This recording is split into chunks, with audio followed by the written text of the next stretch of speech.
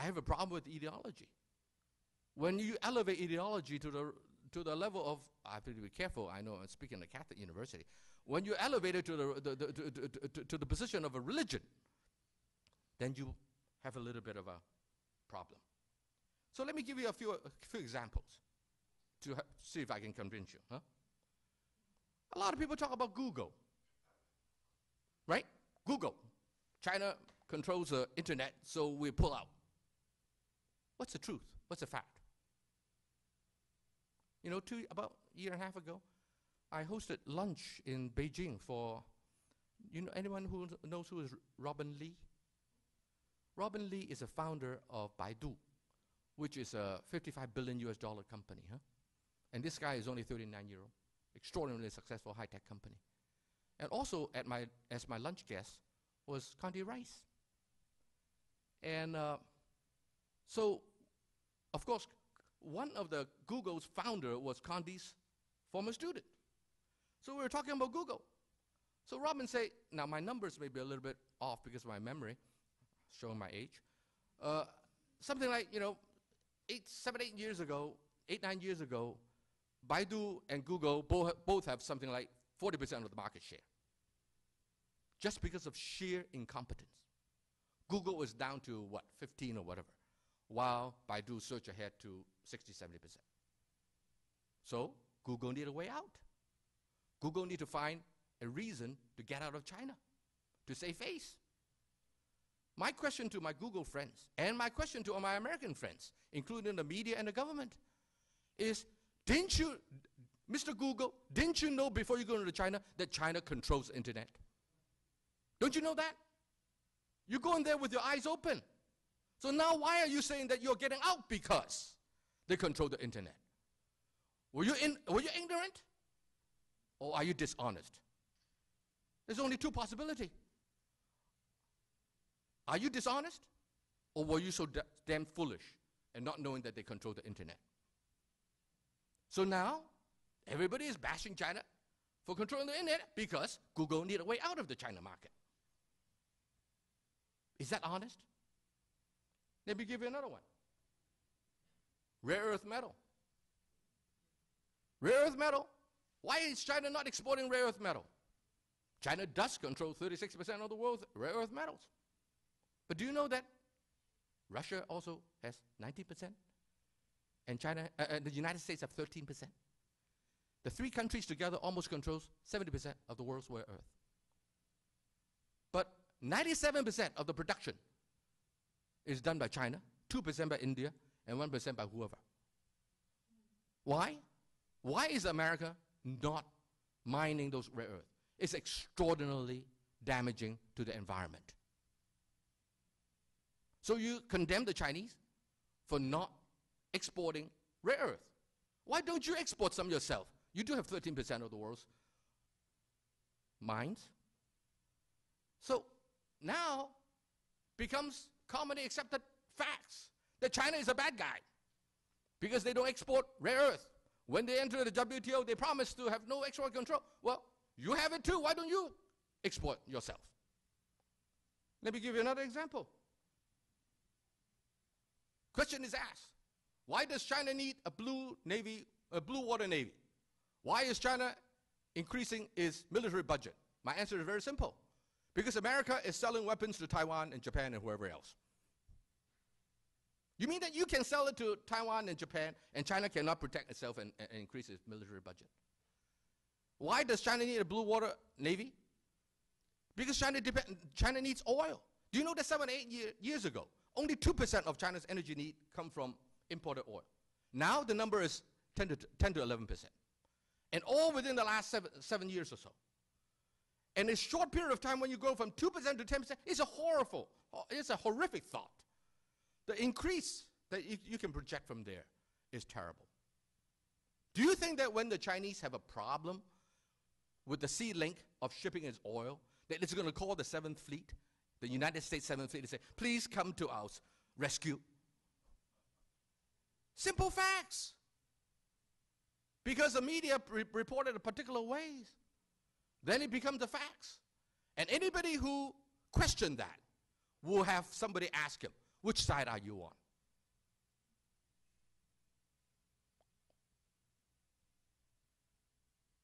Do you care for the facts?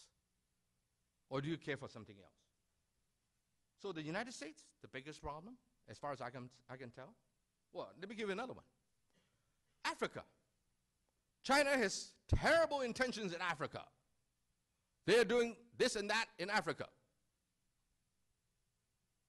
And by the way, when the Chinese go to Africa, they don't hire the local people. They are not creating jobs for the local people. My answer is, are you creating jobs in Africa? At least they're building roads. At least they're building hospitals. What are you building? You're building nothing. My wife and I and our kids spent a week in Kenya recently. When they found out that we are Chinese, they were very happy. Oh, the road we are traveling on, built by the Chinese. They never said, hey, they didn't hire our people. It's Americans who ask, why didn't you hire the local people? That sounds awfully like sour grape to me. You didn't do a damn thing. You didn't lift a finger to help. And you picked faults in other people who do help. They're not perfect. But how about yourself? And yet these are the things that have in this society become the norm. That is the truth. The truth is that China is bad because of what they do in Africa. Of course, I can just say a lot of other things. The Chinese need the oil. That's why they need to be in Africa. And by the way, an Indian friend said to me one time, we were fellow speakers in Berlin, in Frankfurt one time, and he was saying, he said, I'm so happy that the Chinese are, bearing the brunt of it.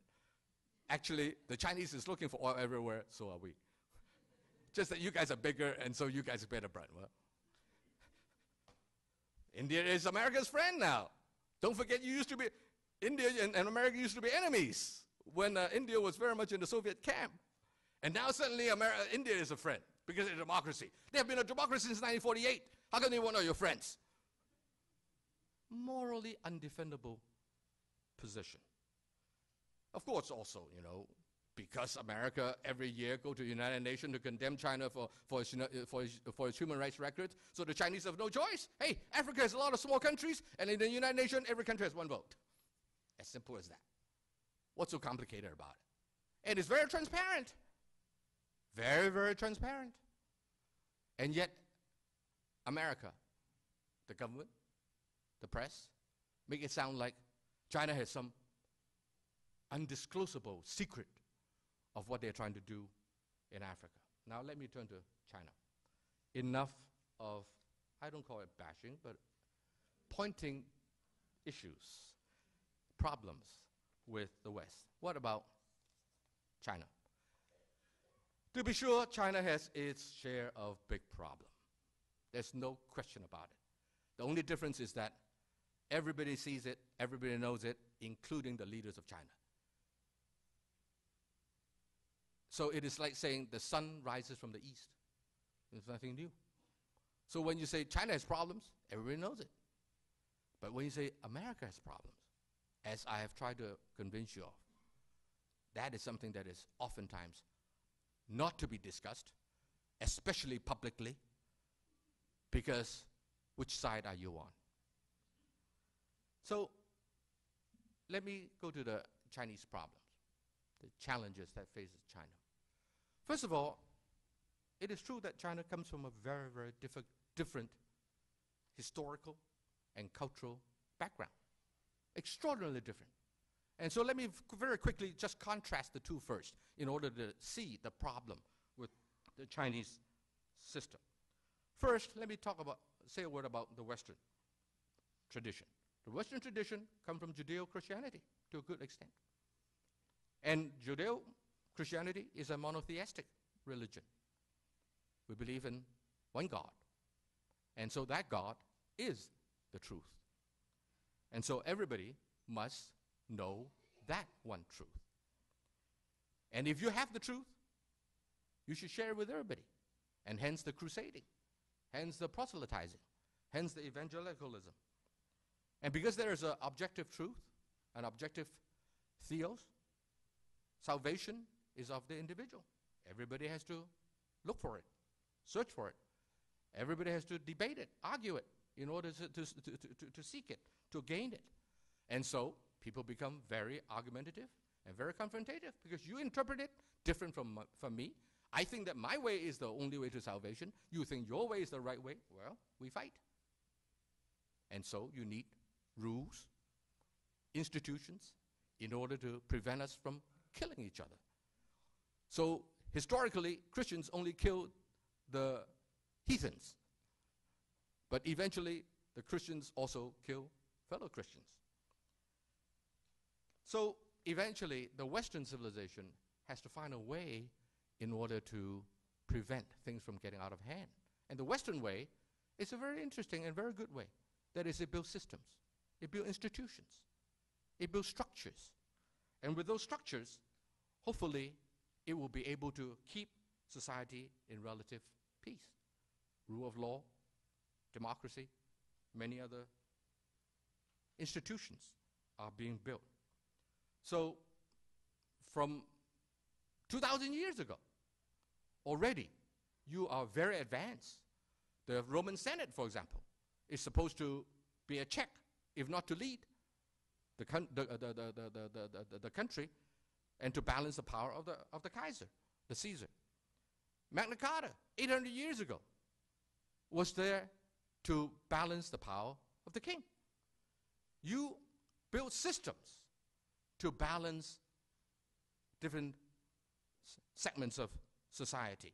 So today you have the democracy. You have the three branches of government balancing one another.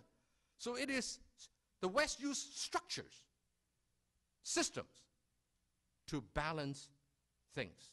The good thing is that whereas that system, because of all the different interests that needs to be balanced, they are always in perpetual instability because they're all balancing each other, always evolving.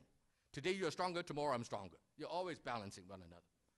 But the amazing thing is, history seems to show that after a while, that unstable situation does create ultimately a form of government that perhaps is quite stable.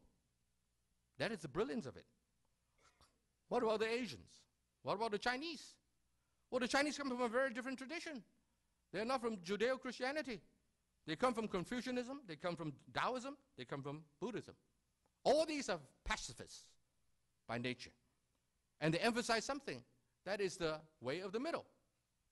中庸之道, the way of the middle, the way of moderation. Instead of setting systems to balance everything, the balance is done internally, endogenously. So in the food that we eat, some food is supposed to be hot. I don't mean temperature hot, nor spicy hot. Is by nature, according to the Chinese, hot.